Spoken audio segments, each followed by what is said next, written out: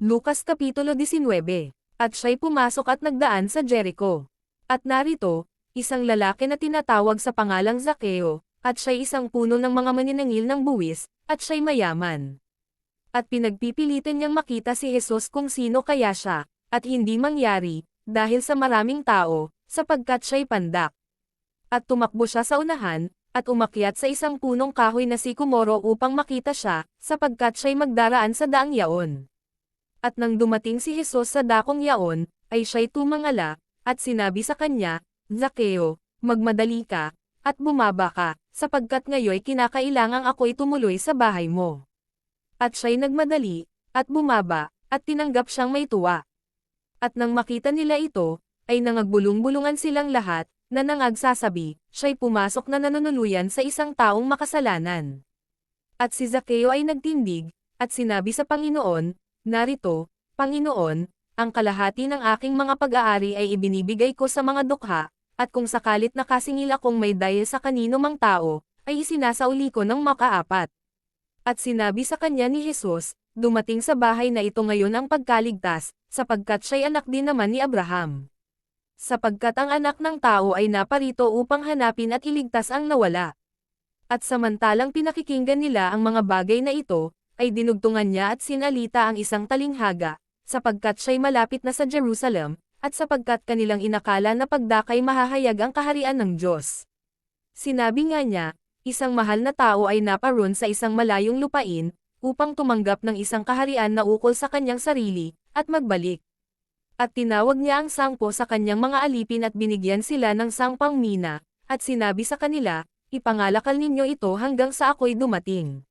Datapwat kinapopootan siya ng kanyang mga mamamayan, at ipinahabol siya sa isang sugo, na nagsasabi, ayaw kami na ang taong ito'y maghari pa sa amin.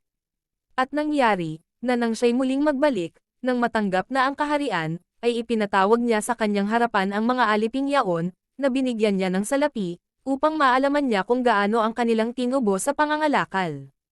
At dumating sa harapan niya ang una, na nagsasabi, Panginoon, nagtubo ang iyong mina ng 10 mina pa. At sinabi niya sa kanya, mabuting gawa, ikaw na mabuting alipin, sapagkat nagtapat ka sa kakaunti, magkaroon ka ng kapamahalaan sa 10 bayan. At dumating ang ikalawa, na nagsasabi, Panginoon, nagtubo ang iyong mina ng 5 mina. At sinabi niya sa kanya, magkaroon ka naman ng kapamahalaan sa 5 bayan. At dumating ang iba pa, na nagsasabi, Panginoon, narito ang iyong mina, na aking itinago sa isang panyo. Dahil sa ako'y natakot sa iyo, sapagkat ikaw ay taong mabagsik kinukuha mo ang hindi mo inilagay, at ginagapas mo ang hindi mo inihasik. Sinabi niya sa kanya, sa sariling bibig mo kita hinahatulan ikaw na masamang alipin. Nalalaman mo na ako'y taong mabagsik, na kumukuha ng hindi ko inilagay, at gumagapas ng hindi ko inihasik. Kung gayon, bakit hindi mo inilagay ang salapi ko sa bangko, at nang sa aking pagbalik ay mahingi ko yaon pati ng tinubo. At sinabi niya sa mga nahaharap, alisin ninyo sa kanya ang mina, at ibigay ninyo sa may 10 mina. At sinabi nila sa kanya, Panginoon, siya'y mayroong 10 mina. Sinasabi ko sa inyo, nabibigyan ang bawat mayroon, datapwat ang wala, pati nang nasa kanya ay aalisin sa kanya.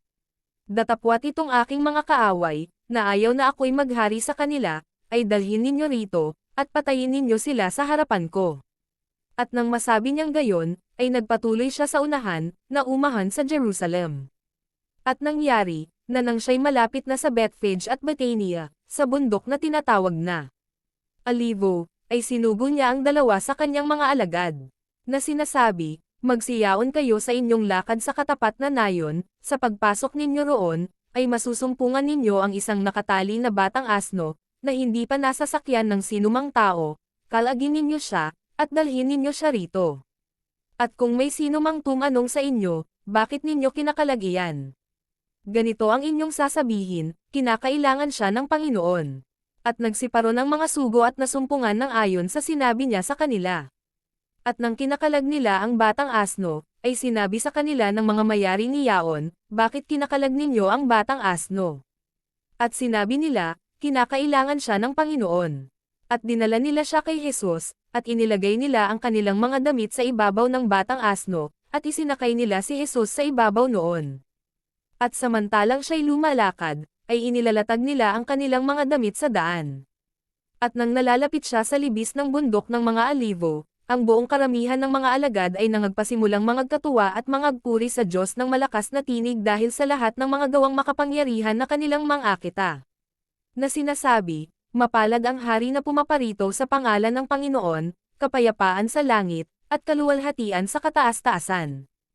At ilan sa mga Fariseo na mula sa karamihan ay nangagsabi sa kanya, Guro, sawayin mo ang iyong mga alagad. At sumagot siya at nagsabi, sinasabi ko sa inyo na kung hindi mangagsiimak ang mga ito, ang mga bato'y sisiga. At nang malapit na siya, nakita niya ang bayan, at ito'y kanyang tinangisan. Na sinasabi, kung sa araw na ito ay nakilala mo sana, sa iyong sarili, ang mga bagay na nauukol sa iyong kapayapaan. Datapwat ngayoy pawang nangatatago sa iyong mga mata. Sapagkat darating sa iyo ang mga araw, na babakuran ka ng kuta ng mga kaaway mo, at kukubkuban ka, at gigipitin ka sa magkabi-kabila. At ilulagso ka sa lupa, at ang mga anak mo na nasa loob mo, at sa iyo'y hindi sila mag-iiwan ng bato sa ibabaw ng kapwa-bato, sapagkat hindi mo nakilala ang panahon ng sa iyo'y pagdalaw. At pumasok siya sa templo, at pinasimulang itaboy sa labas ang mga nangagbibili. Na sinasabi sa kanila, nasusulat nga, at ang aking bahay ay magiging bahay panalanginan, datapwat ginawa ninyong yungib ng mga tulisan. At nagtuturo siya araw-araw sa templo.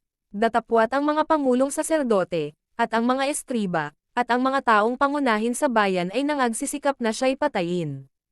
At di nila masumpungan kung ano ang kanilang magagawa, sapagkat natitigilan ang buong bayan sa pakikinig sa kanya.